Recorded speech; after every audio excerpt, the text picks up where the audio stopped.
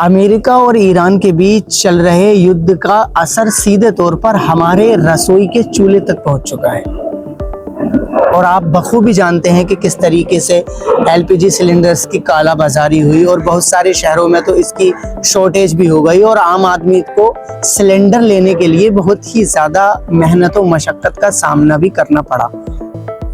और इसका रीज़न है स्ट्रेट ऑफ हॉर्मुज़ का ब्लॉक होना, क्योंकि भारत अपने एलपीजी एनर्जी का 90% इंपोर्ट इसी रूट के थ्रू करता है।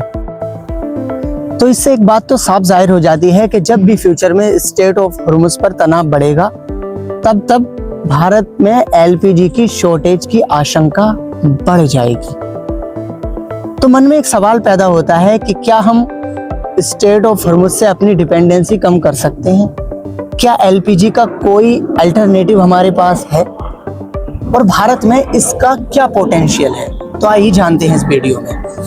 दोस्तों, जैसा कि आप जानते हैं कि भारत एक कृषि प्रधान देश है, जहां की 65 से 70% आबादी गांव में रहती है और इसी वजह से यहां पर एनिमल वेस्ट और कृषि के अवशेष बहुत ज़्यादा पाए जाते हैं और ये सालों साल ऐसे ही बर्बाद हो जाते हैं। लेकिन सवाल यही है कि क्या हम इस वेस्ट को एनर्जी के रूप में यूज़ कर सकते हैं? तो इसका जवाब है हाँ। द हिंदू की रिपोर्ट के मुताबिक भारत में सालाना 62 मिलियन मैट्रिक टन सीबीजी यानी कंप्रेस्ड बायोगैस प्रोड्यूस करने की क्षमता है। तो सोचो, अगर इसी क्षमता को अगर एनर्जी के रूप में यूज कर लिया जाए तो कितने गांवों की रसोइयां चल सकती हैं, कितने घरों में सस्ती ऊर्जा मिल सकती है और भारत की एलपीजी पर डिपेंडेंसी भी बड़ी मात्रा में कम हो सकती है। इससे रूरल एरियाज में रोजगार भी बढ़ सकता है, पर्यावरण सुरक्षित रह सकता है और स्टबल बर्निंग की प्रॉब्लम को भी सॉल्व किया जा सकता है। और दोस्तों, बायोगैस प्लांट से निकलने वाले स्लरी को खेतों में जैविक खाद के तौर पर इस्तेमाल किया जा सकता है, जिससे केमिकल फर्टिलाइजर पर डिपेंडेंसी भी कम की जा सकती है।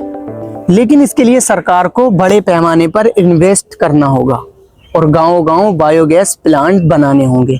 हालांकि सरकार ने इसके लिए पहले से ही कुछ इनिशिएटिव बनाए हैं, जैसे सतत और गोवर्धन, लेकिन ग्राउंड लेवल पर इन पर कोई तवज्जो नहीं दी गई।